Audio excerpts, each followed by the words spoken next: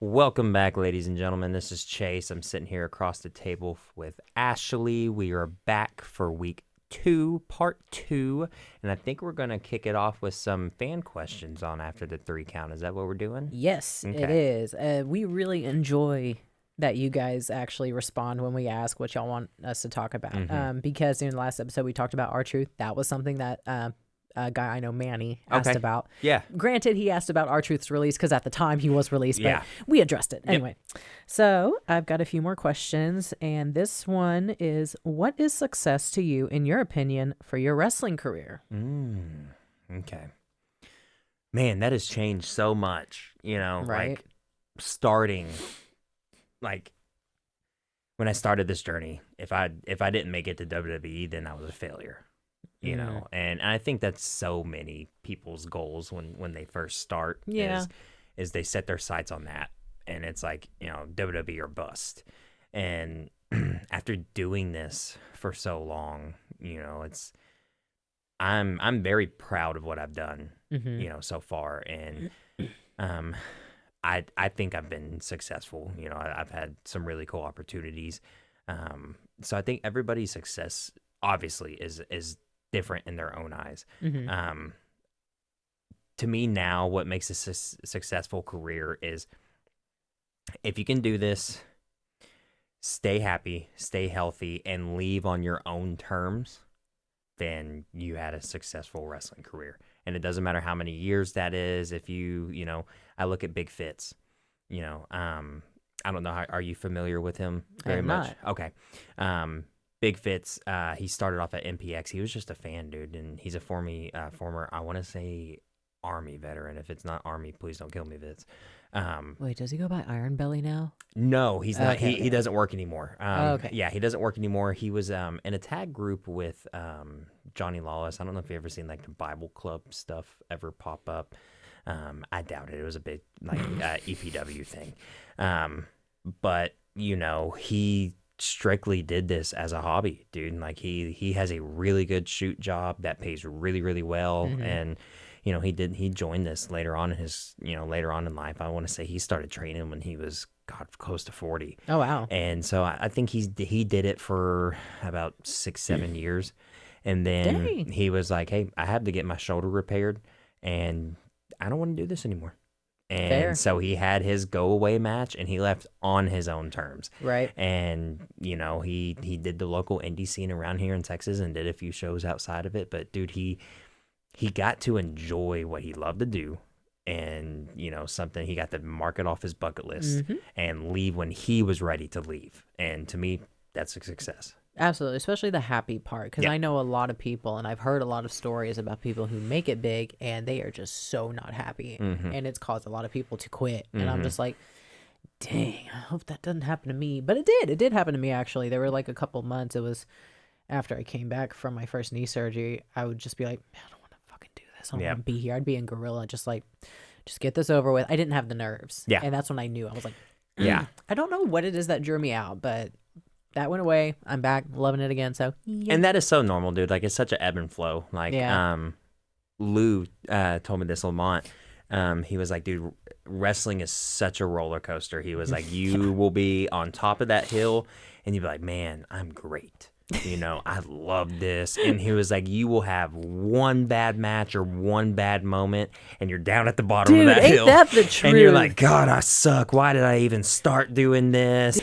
That happened to me in my MPX debut. Oh, no. Yeah, so this was kind of recent. This was like just before I hurt my elbow. Okay. The thing is, so I had already been training at MPX for a bit, and Richard, their booker, saw me, and when he first saw me, he's like, "You look familiar. You look familiar." And then when he heard my name, and he heard me talk, and then he's like, "You're Evelyn Carter," and I'm like, "Yes." And he's like, I remember you from the very beginning when you were the fabulous and the lovely Evelyn Carter. I'm like, dang, that's a long time ago. But he's like, you got so good, dude. And I'm like, thank you. Thank so you. much. Thank you. Oh, thank you. Like, I know I was trash. Thank you. And I still am. And Whatever.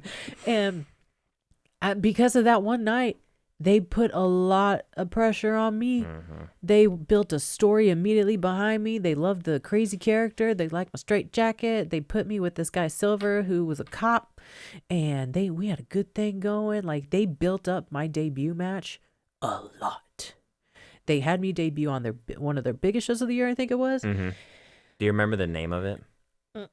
No, because I know I try to forget a lot from that. And the thing is, looking at the replay, it wasn't as bad as I made it out to be. It was just worse because I knew there was no reason for me to fuck up like that. Yeah. So I'm sitting there after the match. I'm like, garbage.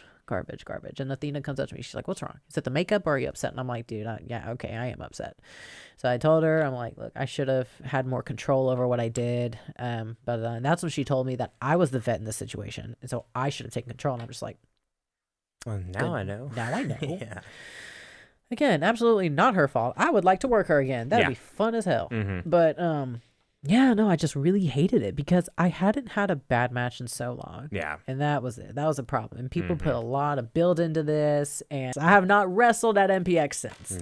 Yeah. But that's for whole other different reasons, honestly. But now they actually do have me on their books up here in a bit. Nice. Okay. Yeah, so I will be going back July 19th. Nice. Okay. So that's when I'll be at MPX. Fun. And on top of that, dude, look at this. I am so booked for like the rest of the year. Good. And I am quite happy about that because when a majority of these bookings came onto my calendar? When? Literally 2 days after the blow up where I got kicked out. It's almost as if the universe was saying, congratulations on finally standing up for yourself. Here you go. Yep. Oh, God. Yeah, dude, it's funny how stuff like that works out sometimes. You gotta love it. Because to me, it was that instant validation that I did the right thing. Yeah, you're good. Because I had struggled. The thing with me, I have two reactions to things. Either I just let it go because I know the fallout's not worth the stress. Yeah. Or I say something and then I just deal with the fallout. Yeah. Most of the time, I just keep my mouth shut. I kept my mouth shut too long. You did. And hey, did I even told you this? You did. But I kept my mouth shut too long, and it got to the point where Ryan's like, dude, like, you gotta say something, and I'm like, I can't. He's like, yes, you can. He was pretty hard on me about this. He's like, it is eating you. You gotta say something, and I'm like, dude, I can't. We're just going back and forth. You can, I can't. And I got mad at him because I'm like, can you just not be reasonable right now? Can you stop making so much sense, dude? Literally. And so then I messaged Cece and I'm like, what do I do? And so anyway, so they talked me through it and I was like, okay, fuck it. I was shaking. My heart was in my throat when I sent the message. And then when it finally sent, it's, dude, literally weight off my shoulders. I relaxed. And I'm like, I know what's coming, but I'm okay. Yeah. And so it was like the universe's validation of saying, congratulations, here's more bookings. There you go. And they're all out of state too. Oh, nice. Okay, good. Half of them are paid for, the other half it's 50-50. And there's a couple of them that, I'm paying for the whole flight, which is fine. Because that's normally what I do is if it's a new promotion that wants me, I'll say, look, I'll cover the full cost of my flight. Just pay my fee, get my room. That's it. And they're like, okay. Yeah. So it's like, yeah, it's money. I just try to make up for it in merch sales, which it helps sometimes. Yeah. It can balance out, but yeah, very happy that I am booked up and stuff. This weekend I'm going to Arkansas. Okay.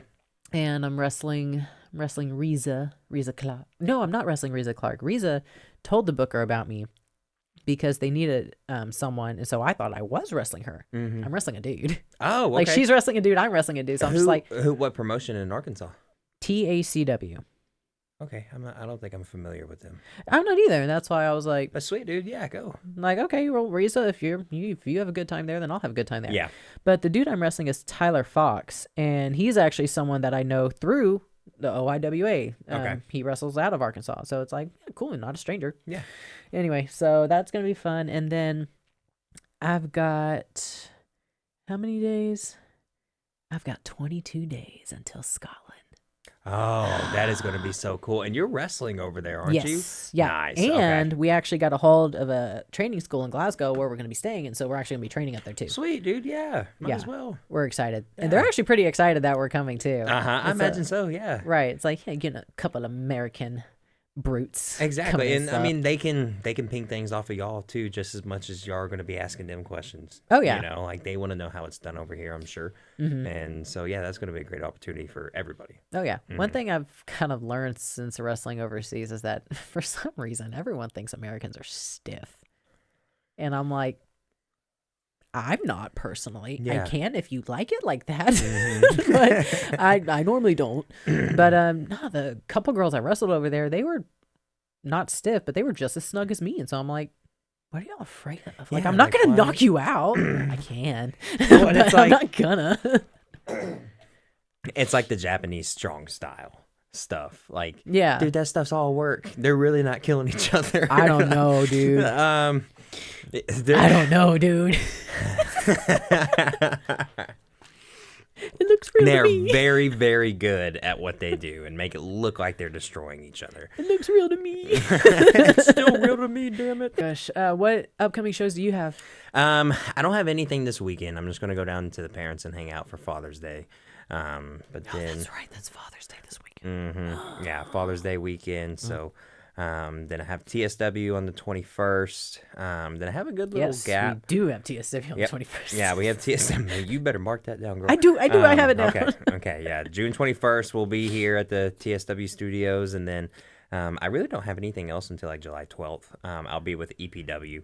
Actually, I take that back. I am debuting July 11th for House of Glory. Okay. They're doing their Texas show. Oh wait, you haven't worked there before? No, I never have, and this is their actually first time in Texas. They've never ran in Texas before, and I'm pretty sure we're going to be running head to head with it's either MLW or GCW or fuck maybe both. I don't remember. One of them is running on the same day. So yeah, it's going to be at the Haltom Theater, which is typically where VIP runs.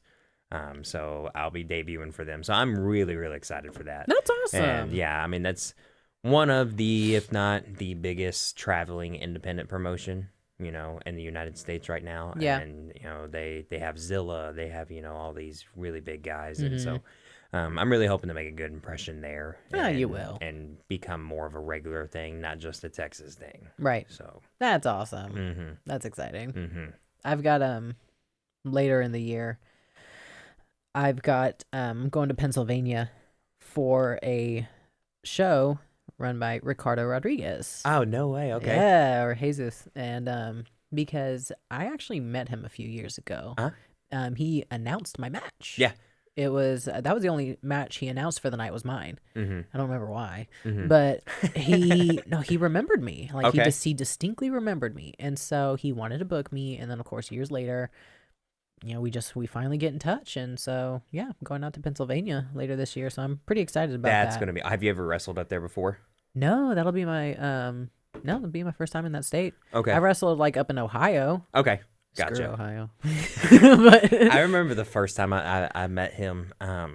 He was actually wrestling, yeah. and I was like, "Holy shit! You mean to tell me Alberto Del Rio's manager is this good in the ring?" I had no idea about like any of his previous Right. work. I only knew him, you know, on TV as who he was. I loved And Alberto they- so much. Yeah, well, they smartened me up real quick. They're like, "Yeah, dude, he's a really good worker." And I want to say, I think he moved to Egypt for a little while. Really? And was doing stuff in Egypt, and because I had talked to him, because I was like, dude, I want to go to Egypt, like I want to come, and like we had talked back and forth a little bit. Yeah, Same. exactly. Yeah, It's on my body. yeah, Same. and so I mean, this was probably 2017, 18 or so. So it was a while ago, and I mean, I still keep up with him on socials, but I probably haven't seen him in close to 10 years now. Yeah. Oh, that's a long time. But that's cool. Yeah, Yeah, he's I wasn't expecting to meet him, but yeah, dude, I distinctly remember Alberto Del Rio is one of my favorite people to watch, and I absolutely loved that Ricardo was his best friend and all that stuff,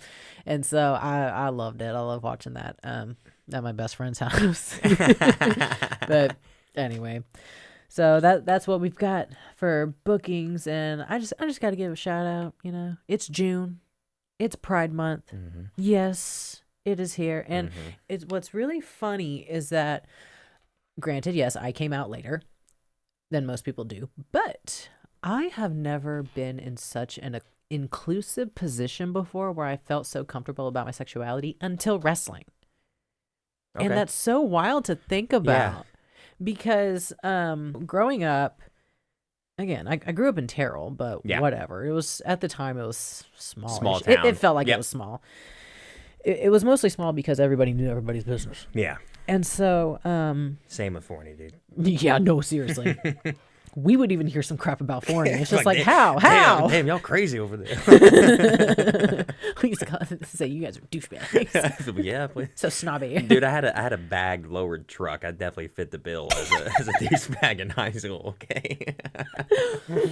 But yeah, it wasn't until a couple of years ago I actually like publicly came out as bi, because growing up back then, if a girl came out as being bi, and I would see it firsthand, or gay or whatever, they were immediately labeled as attention seeking, that it wasn't real, or that they were hoochies. And I'm just like, what? And so I never did anything about it. I had a lot of girl crushes, and so it's just like, damn, I can't do anything. I gotta stick with boys. This sucks. And so, it wasn't until high school I met this girl who was openly bi, and so I did have a crush on her. She had a crush on me, and that was the only time I actually did try to pursue a relationship.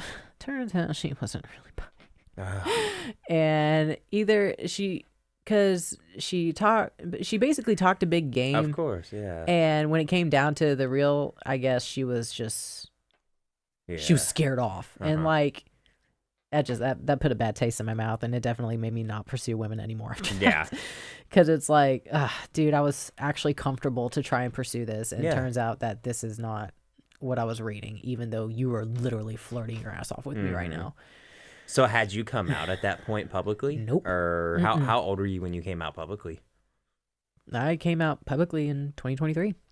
Okay. Yep. Wow. So just a couple of years Just ago. a couple of years Wow. ago. Okay. And it was dumb because the person that essentially pushed me out of it, because it literally got to the point where I'm like, okay, maybe I just don't like women. Yeah.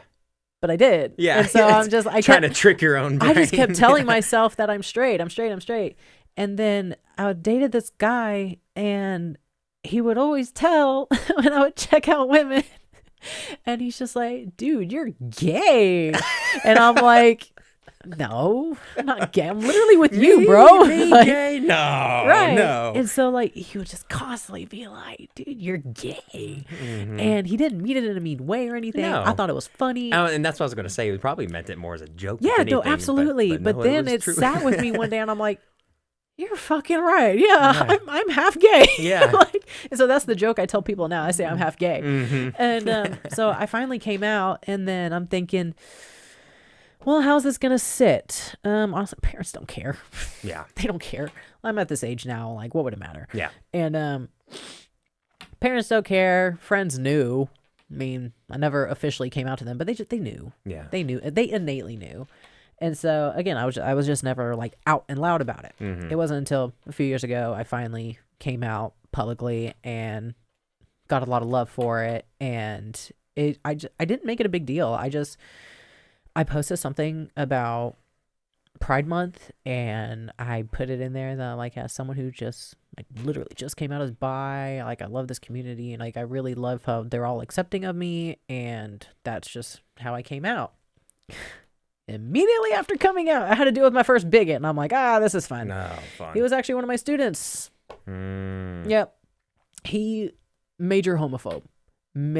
You could tell based off the stuff he would post and the way he would act at practice. And it's like, dude, wrestling is pretty freaking gay, bro. Yeah. You gotta be okay with grabbing stuff accidentally or intentionally, like, or else you're gonna hurt somebody. Yeah. And so training him was so fucking annoying. But he posted something one day on a quote unquote private account. Everyone saw it, obviously. I didn't because I don't pay attention. But it was just after I posted something about Pride Month that year, and he did some dumb thing where he took pictures of the students and edited them to where they looked like women, and then he would do like comparison and basically call everyone gay or some shit. And then he posted a single picture of me, a separate post on Instagram, said trash ass coach, gay trash. So I'm just like, cool.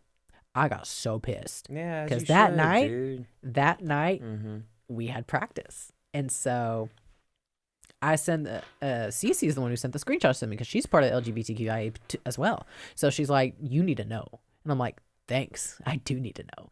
And so I immediately told everyone in the group, I'm like, okay, this is what's going on. Yeah. And so he showed up that night, and you could hear a fucking pin drop, dude. We were doing match study, and so we're all sitting in the little room getting the TV hooked up, and I had Dean Fleming message a dude and say that he was not allowed to come. He was banned for like 2-3 weeks. And so he thought that was a fucking joke because he shows up. As soon as everyone was there, I had them lock the doors. We were getting ready, and the next thing you know, he's rapping on the window. And so I go, and so everyone literally like, goes dead quiet. Yeah. And they're looking at the door, and they're looking at me, and they're like, oh shit. And so I get up, go to the door, and I'm very calm, and I say, yeah, you're not coming in here. And he's like, oh really? I'm like, yeah, you're not coming in really? here. Yeah, you're not. He's literally smiling the whole time. I'm like, dude, I don't really want to slap your fucking face right now. And so I'm like, yeah, you're not coming in here. And he's like, wait, are you serious? I'm like, yeah, go home before this gets real fucking messy, bro. And how long had he been training at this point? A few months. And honestly, this was the start of my Roman Empire because this is when the bricks started falling. And so after that situation happened, I told Mo, he is not allowed in my class anymore. I'm not teaching him. I refuse to tolerate that because I don't care if you call me a trash coach. I got a lot of people that don't like me because of my coaching.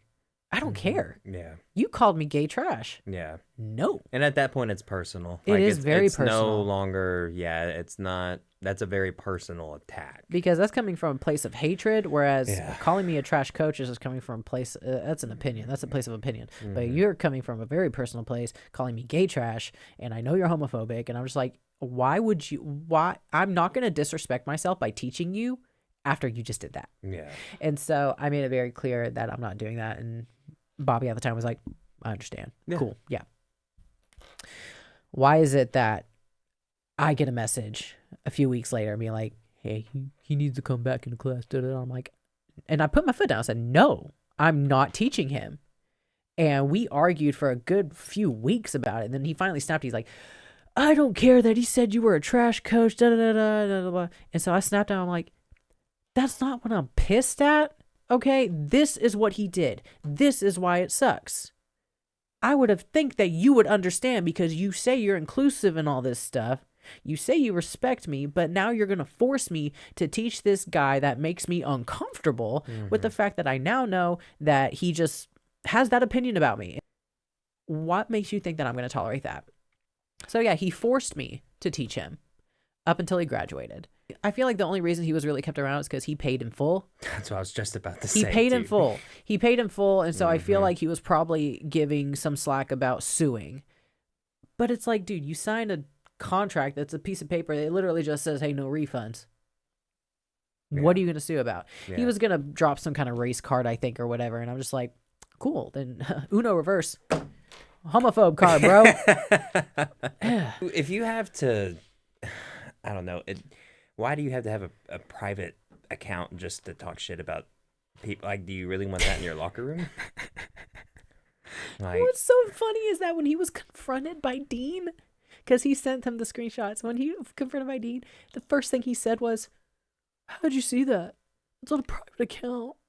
It's like, obviously it's not private, you moron.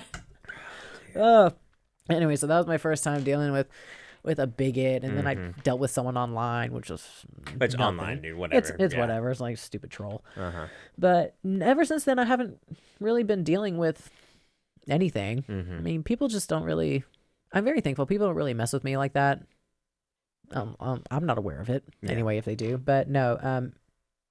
So I'm really thankful about the support I get from wrestling, especially at MPX. Yeah. Like, it's a lot of inclusivity over there. Yeah. I love it. Yeah. I did have to deal with quite the struggles when I was younger, trying to come to terms with that. Now, I feel better. I feel better now because it helps me. Because one of the worst things you can do on this planet is go through life as your non-authentic self. Yeah. Because it makes you feel trapped. It makes you feel like you're wearing a mask. You feel unfulfilled. You feel incomplete. And so when you can finally get rid of everything that's holding you back and just start living the way that you are. Yeah.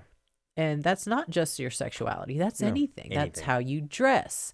It's how you want to present yourself to the world. It's how you talk. It's your hobbies. It's what you love. It's all these things that make you that you're afraid to bring out into society because of what is considered normal, and it goes against that. So like, it's such a struggle. And like, I just don't understand.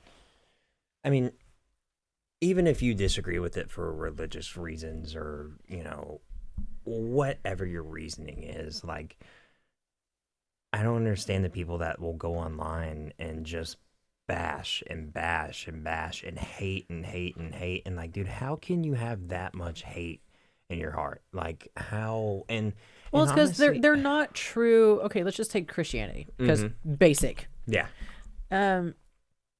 True Christians, from what I've met and what I know, they don't care. No. Like, they don't care.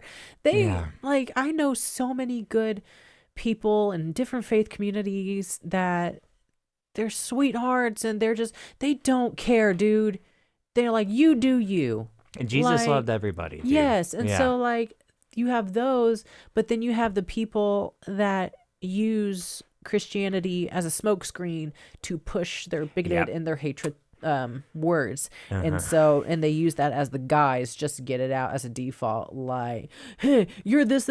Oh, here's my shield, Christian. Yeah. Like that's all they use it for. And And it they'll use gives it Christians to- a bad name. Yeah, and they'll use it to push whatever narrative they're wanting to push, and it's just, you know, I don't know, man. Like, and also, like, dude, if you want to be gay, then be gay, cool. Like, you know, why would I care? Right. You know, like I am a straight male, and you know, if somebody, you know, if one of my best friends were to come to me and be like, hey, dude, I'm gay. Well, fantastic, dude. I'm still your friend, you know. Like, I don't. Cool. Why? What do you want for dinner? Yeah, exactly. Like, okay, cool. I probably already knew that, but but it's I like, already know, bro. yeah, But okay. It's like everybody owes me $20 now, but but it's like, dude, why? I don't give a shit what you are. Like, as long as you're like true to yourself and you're happy, great, dude. Awesome. Right. Like, be gay. Who cares? I have a cousin that's trans. And I mean, oh boy, did that really strike a chord with my family. Yeah.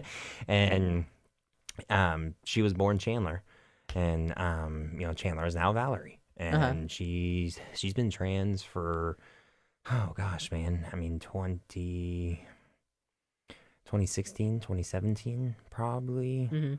And you know, things got kind of rough with the family. I can imagine. And like, so now, you know, she lives up in Arkansas, and like, she is living her best life, dude. And I still talk to her all the time, like, That's especially awesome. through Instagram. But you know, it came to a point where, you know, she finally had to tell the family, like, look, you know, I am Valerie, I'm not Chandler. And you know, if I can't be addressed as Valerie, then I don't want to be around the family. And you know, that was hard. And of course, a lot of my family, you know, we're not doing that. And you know, my mom is very traditional, but I remember she looked at me and she was like, man, I'm really torn on this, because she was like, Chase, if you were to come to me and say, hey, I am now a girl, my name is Chastity, unless everybody in the family calls me Chastity, I'm not coming around. She was like, I think I would sit the family down and be like, hey, guess what? You're calling him Chastity because I'm not losing my kid. And so that really struck with me, and I was like, yeah, you know, like, thank you for, you know, somewhat kind of Good to know. Yeah, somewhat kind of, yeah, thank you. I'm still Chase, but thank you for, you know, somewhat understanding. And like, of course, there's no ill will there, and I don't want to like talk bad upon my family or anything like that. And you know, Valerie does come around, and you know, when she's not in Arkansas, she will come for family events and stuff like that. But I just hate that he even had to get to that point. You know? And like, I'm not gonna put you on a fault. I'm not gonna say you're a terrible person. That's how you grew up. It makes you uncomfortable. That's fine. Just don't be hateful. Like, don't be hateful to everyone else. Like, if you ain't got nothing nice to say, don't say nothing at all. Yeah. Like, I'm not over here putting my gayness on everybody. No. Like, Yeah. I mean, shoot, honestly, I will say, even though I am out about a lot of who I am as a person, not just being bi, I do reel it back a little bit whenever I'm around my boyfriend's family, especially his dad, because his dad is that Christian, homegrown Christian man.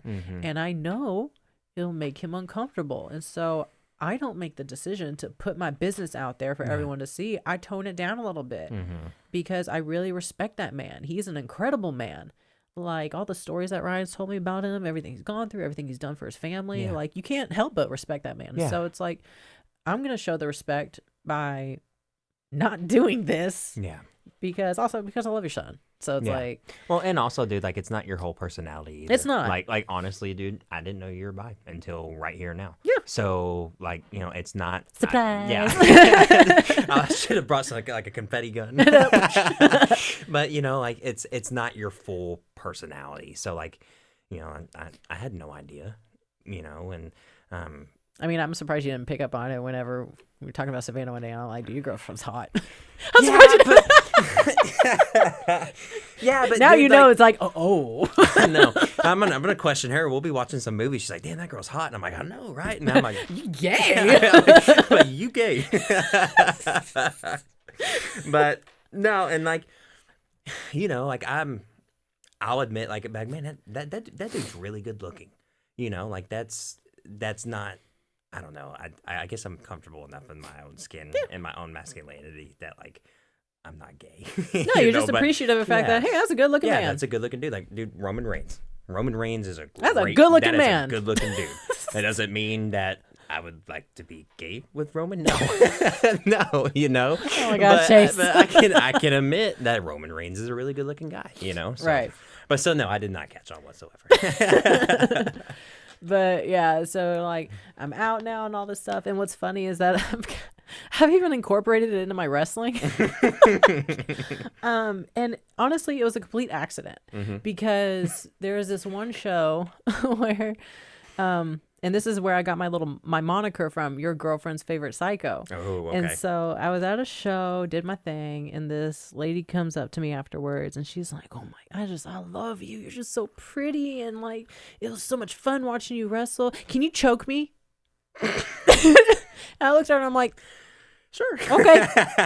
And so, like, you know, took the picture and honestly, I legit choked her a little bit. So I'm like, okay. And so I did. And you could kind of see her eyes go, oh God. And she sent me $20. Next thing you know, I get a Venmo $20. I'm like, damn, I feel like a whore now. Fucking dominatrix psychopathic gimmick. Exactly. And so that night, your girlfriend's favorite psycho was born. And that's incredible. Even just this past show I did in Texarkana, because like when I go out to the ring, if I have access to the fans, hold your hats, bless your heart, because I'm coming for you. And I'll flirt with the women leading up to it. The ones I can tell if they'll be okay with it. And so I'll just I'll flirt with them a little bit. Be weird. There's this one lady at the Texarkana show. She actually came up to me before my match, and she was drunk. She was already drunk, and so she at Texarkana, no, what? No, at a festival outside, wrestling in the middle of the street, no. Open bar, what? And so she's coming up to me because she's going inside to go to the bathroom, and we've got the building to change and all that stuff, blah, blah, blah. And she's like, well, are you wrestling the girl with the blue hair? Are you wrestling Morgan? I'm like, yes. And she's like, are you going to win? I'm like, I don't know. She's big and scary. You know, I'm doing the crazy thing. And I'm just being goofy at this point because honestly, like, I am crazy. Screw it. It's not a gimmick. We all have to be to get involved exactly. in this crazy It's not a gimmick, guys. If you ever wondered, it's really not. I just don't take my meds that morning. Anyway, and so just let it fly. Dude. Yeah, just let it out. So she gets all hyped and she's like, "Oh my, yeah, kick her butt!" Like, 'cause she just pissed me off. Yeah, you're gonna do this. You're so pretty. You're gonna do this. She's kind of sliding it in there, and I'm like, "Got you." Mm-hmm. And so I'm like, I will do it for you. I will find you in that crowd. I'll do it for you. I found her in the crowd, all right. After I won, hit her with my new finisher, which is I love, by the way. I call it psychosis. Okay. And hit her with my new finisher. Finally won a match there, and I find her because she is screaming her head off the entire time. And so I turn, I look at her, I saunter all the way over there, I grab her, and I just kiss her, like, nice big fat kiss. That's perfect. Like right there. And she was so shook in the best way possible. And so then I go inside and I'm terrible. I'm so bad, I swear. Because it's almost every freaking show that something like that happens. And I will say this. Damn, I'm going to have to hide Savannah next show. Yes. And so I will say this, though. Women can also be just as creepy and inappropriate because I am big on consent. Oh, obviously, yeah, I can pick up vibes and I will, like, I kissed her on the cheek. I just made it look like I kissed her on the mouth. Yeah. And so I could pick up the vibes and everything. But there was this, I was at SCP. And we were getting ready for a show, about to do the meeting, and I'm setting up. I'm not sitting at my table. Ryan's at my table. I just came back from the bathroom and I hear a girl go, "Hey, Red." I get called that often. Turn around, it's this girl. She just comes up to me. She's not big and she's not intimidating or anything. And so, but she catches me outside of my character, so I'm not prepared, you know? And so I'm standing there and she's talking to me. I'm trying to pick up on what she's saying because, you know, she's drunk. And I got the vibe that she was straight up, she was flirting with me. And so I'm like, okay. So then I kind of turn it on a little bit. Then she touches me. And she's like, I'm not normally this forward. And I'm like, I literally say, that scary bald black man right there, that's my boyfriend over there. Yeah. And Ryan's getting pissed because he knows how uncomfortable I'm getting. And so, but he also lets me handle my own situations until he knows it's getting out of control. Then he steps in. And so he's sitting there watching like a hawk. And she tries to lift up my hoodie, and TMI, but I'm not wearing anything under my hoodie. Yeah, that's not and cool, so, dude. And even if you were, like, that's not. Yeah, she tries to lift up my hoodie, like, oh, let me see that figure, and I back up. I'm like, you can see it later during the show. Again, she caught me off guard, so I wasn't ready. And then she turns around and she says to Ryan, like, you are lucky, man. Can I just say you're lucky? You're a lucky guy. Can I come shake your hand? And she's like, no, you can go away. And she thinks he's joking and everything. And so she's laughing. And he's like, bye. Leave. Bye. So he finally stands up. And then she goes away. I book it. And I'm just like, dude, don't do that. Yeah. Guys, don't do that. No. Consent is important. Yeah. And I mean, dude, even like, it's not, I mean, I say it's not a big deal. But like, dude, I've had my ass grabbed. I've had my junk grabbed, you know. No, that is a big deal. Like, no, that really is a big deal. Yeah. And it's one of those things, like, it catches me so off guard. You can't react. You don't know how to react. You're like, did she really just grab a handful? She really just did that? No, okay. Seriously. Like, and like, you know, I play the flirty rock star gimmick, so, but that's a gimmick, dude. Like, don't, I don't know, respect people's boundaries. No, seriously. And that's you what I'm wouldn't think saying. it would be that hard. Right? No, but that's what I'm saying. Like, women can be just as bad as men. It's awful. Ryan and I, we were in a honky tonk, and it's crowded. We're in Arizona. It's a small one. It's not anything like Red River over here. But we we just showed up. We're about to get ready to go on the floor, dance a little bit, and I see him, and it's very crowded. I see him do one of these. And so he's kind of like, he looks at me and he's like, did you just grab my ass? And I just went, no. Who did it? Yeah. I immediately get so pissed. So pissed. And again, I don't care if you flirt with my man. I don't care if you do this, but you crossed a line. You touched him. Yeah. Non-consensually. Like, yeah. He wouldn't have consented to it, period. But, like, it makes it worse in my eyes. Yeah. And so I'm just like, he can immediately see that fire is in my eye right now. And I'm just like, who is she? Yeah. Where'd she go? Yeah. And he's like, it's okay, calm down. Yeah. Because when I get mad, I get a smile, and I'm just like, that's when you know it's Yeah. like, okay, Mm-hmm. let's get you out of here. Yeah. So, And I'm the type, like, if I even brush shoulders with a girl somewhere, I'm like, I'm so sorry. You Right? okay? I'm You sorry. know, like, oh man, yeah, no, yeah, people suck, dude. They really do. And, gosh. no, I mean, I've had women try to pull my trunks down. Oh my gosh. Yeah, it's That's too much. and I just brush it off, laugh, but then I'm like, man, that was fucked, you know. And I'm like, you can't do that. No.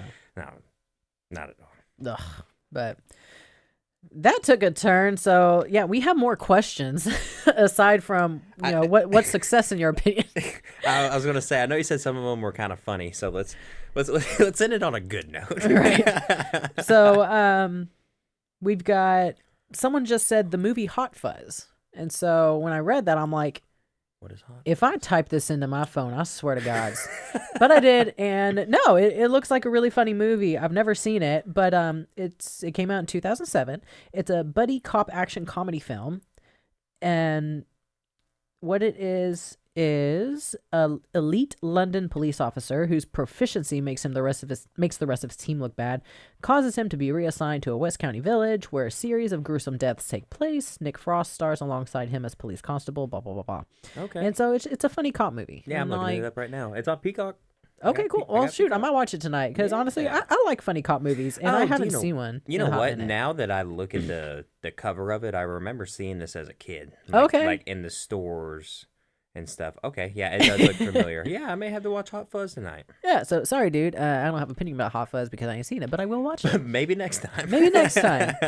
So that was one comment. And then we've got the Giant of Kandahar, and I'm like, what movie is this? Mm-hmm. Google it. It's not a movie. It's a cryptid. And so I'm looking it up. It's a cryptid in Afghanistan, and I've never really heard of cryptids in Afghanistan. I know we are cryptids everywhere, but this is quite literally, it's a ginger giant. Like, it's literally a ginger giant. And I'm looking at this, I'm like, all right, well, now I got to know because giants are finally making an appearance now, so might as well. And apparently this happened a while ago. Last sighting was in 2002. But apparently, so this is a real, is this kind of like a ginger Bigfoot? basically Type thing? Okay. Yeah, it's a ginger Bigfoot. Okay. That's really aggressive and lives in Afghanistan apparently. Okay. But it lives in the remote Kandahar mountains and caves. Okay. And so the Giant of Kandahar was an enormous humanoid creature allegedly encountered and killed by a group of American army soldiers on a mountainside in Afghanistan. So supposedly a small group of army people, probably rangers, went out there to scout and came across this freaking giant. And so it says Stephen Quayle, I think that's how you say it, spoke of an occurrence which is still classified by the U.S. government in this popular radio show Coast to Coast. The events allegedly happened in 2002 in a desert part of Afghanistan when U.S. Army squad went missing. A special ops task force was sent to find out what happened to them, and the soldiers walked along a ragged mountainous trail until arriving at the entrance of a large cave. Pieces of broken U.S. military equipment and gear were scattered all over the place, and so the task force was about to enter the cave to explore it when a 12 to 15 feet red-headed, 6-digit and double rows of teeth humanoid emerged and attacked the soldiers. Dude, I would shit myself on the spot. No, really. The giant impaled Dan with a giant spear and proceeded to attack the rest of the squad. The witness stated that it took 30 seconds of continuous fire to down the giant. Between them, the squad was armed with full auto M4 carbines. I don't know what that is. It sounds like a big gun. Very big And gun. this much firepower concentrated on one target for 1 second, let alone 30 seconds, would be extremely destructive. According to the witness, the giant wore canvas or animal hide to protect its feet like moccasins and smelt like dead bodies. Well, no duh, dude. Ew. Like, I would too if I lived in Afghanistan in the caves. So it's What do you mean? So is all this information, like, I guess, just recently unclassified? Like, are they? No, I guess this has been out for a hot minute, but Okay. yeah, apparently the creature's air body was airlifted back to the squad's base by helicopter, and from there it was loaded into an aircraft and taken away, never to be seen again. What is it called? The Giant of Kandahar, Kandahar. Well, I'm gonna go down a Giant of Kandahar rabbit hole tonight. No, seriously, like giants in general, like more people are talking about giants now because you know you got basic cryptids and such, which I believe in cryptids. I'm sorry, but like with everything that I have seen and been involved in, you can't tell me this shit don't exist. Yeah.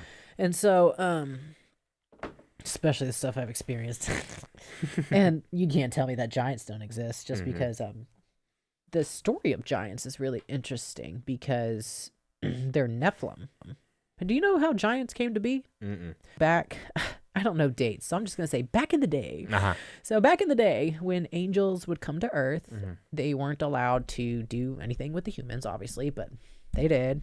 You know, got a little frisky with some of the women. And the babies that they had were called Nephilim. Okay. They were giants.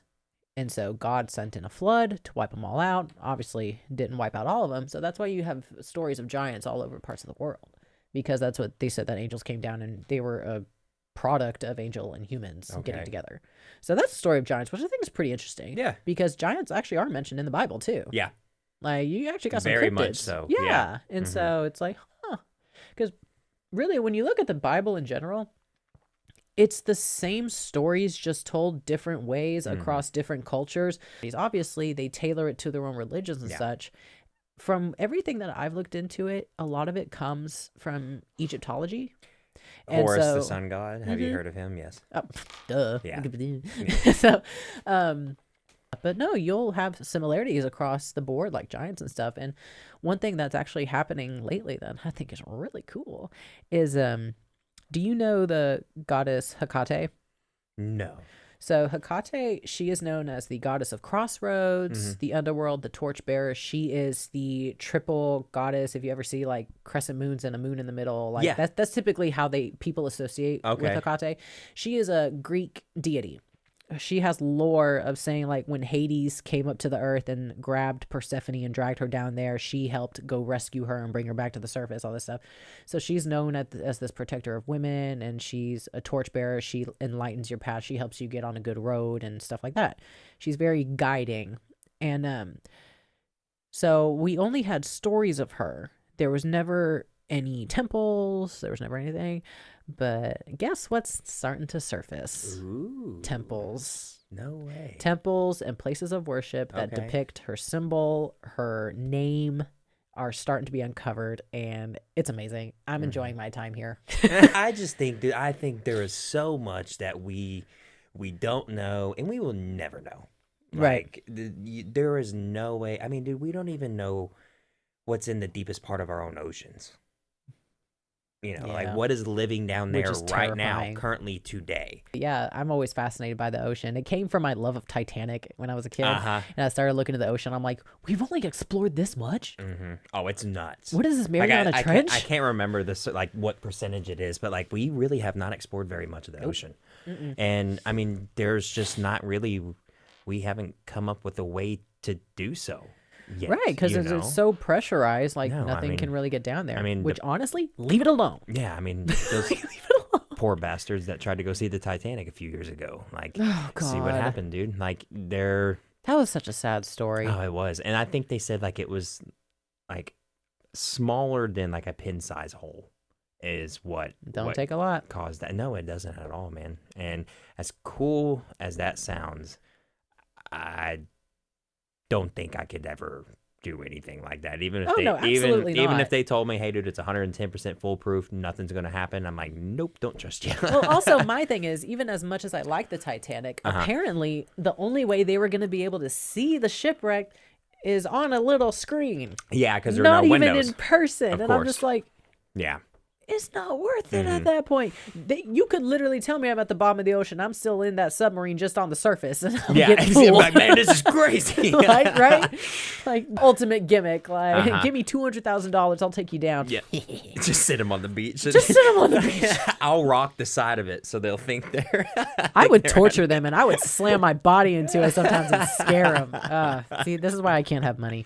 Now, I went to the Titanic Museum in Vegas, and they had the largest piece of the ship that's ever been brought to the surface. Oh, really? And it was actually like a side panel of the ship, and it had the ship's number on it. Okay. And dude, it was like just knowing that piece of metal alone has sat at the bottom of the ocean for, well, I mean, at one point, but like over 100 years ago, it sat down at the bottom of the ocean. And like the Titanic is not going to be there much longer, dude. Like it's No, a lot of it's withering away. really, really bad. And like I remember watching documentaries as a kid, like they would take those robots down there and actually go inside of the Titanic. Have you ever seen those?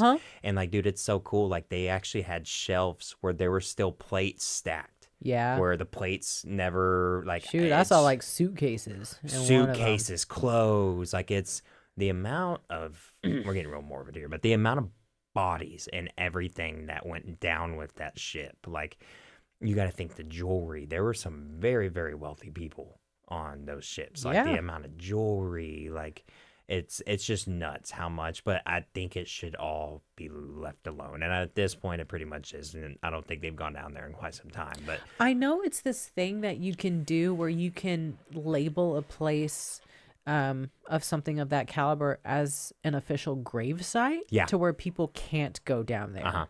There's a part in the ocean where you can get so deep and the pressure is so intense that there's no microbiomes, there's no fish, there's no nothing living. Yeah. And so, because it's so cold, it's so pressurized to where things are perfectly preserved.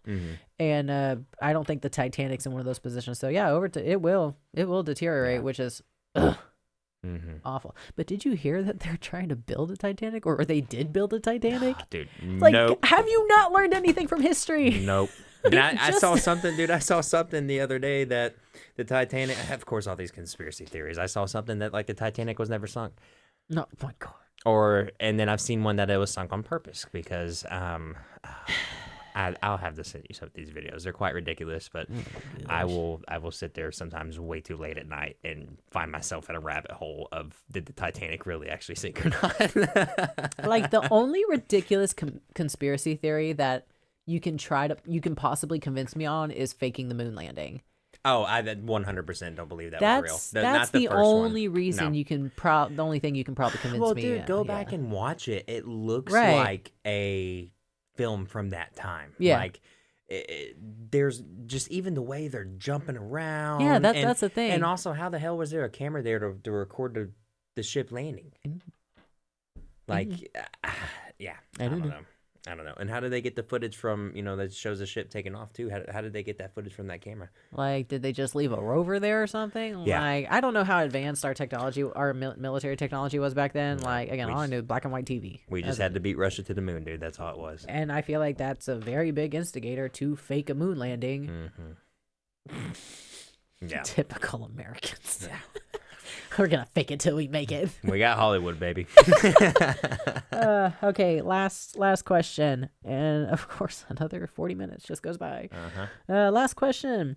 Pineapples on pizza. No. No? No. Now, I've also never tried it, so... Then you can't, no. You can't say no. Am I disqualified? You're disqualified. Well, okay, I'll tell you what. After TSW, there is a pizza place right here. We'll come get some pepperoni. Do you do pepperoni and pineapple or just pineapple? Yeah, people do pepperoni and pineapple. Or, isn't it Canadian bacon? Just ham. Ham. Oh. Yeah, you can do Canadian bacon and pineapple. So you think it belongs on pizza? Dude, I'm a fat kid at heart. It's pizza. Yeah. I'm gonna eat it. Sure, I just picked the pineapple. Like, I love pineapple. Does it belong on pizza? I don't care. I like the way it tastes, dude. Like, I'm pretty sure a lot of this stuff doesn't belong in my body, but I'm still gonna eat it. Eat it anyways, dude. Oh, but that is all we have for today, my guys, gals, and non-binary pals, because Pride Month. Thanks for taking the time to watch. Again, give us a like, follow us on our socials. We will have them linked in the description box below. We are once again, after the 3 count, Chase and Ashley coming to you from TexTv Studios here at the OC, and we will see you next time. Peace.